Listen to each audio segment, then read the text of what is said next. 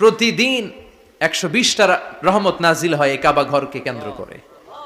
সিত্তুন আলী তাইফিন, 60টা রহমত যারা খালি তাওয়াফ করে। এই তাওয়াফের ইবাদতটা ওই জায়গা ছাড়া পৃথিবীর কোথাও করা যায়? কথা বলেন।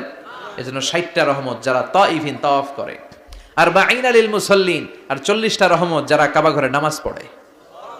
40 আর 60 100, বাকি রইল কয়টা? ওয়ালা 20 লিন নাযিরিনা ইলাল কাবা। বাকি 20টা যারা তাওয়াফও করে না, সালাতও পড়ে না, খালি কাবা ঘরের দিকে তাকায় থাকে।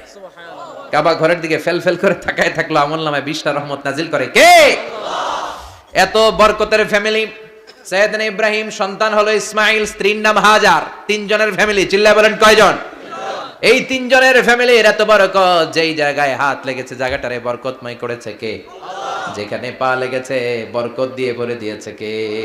সাইয়েদনা ইব্রাহিম রাজমিস্ত্রিগিরি যখন করতেছিলেন, বানাতে বানাতে আর নাগাল পায় না। আল্লাহ বলে এই পাথরটার উপরে দাঁড়াও।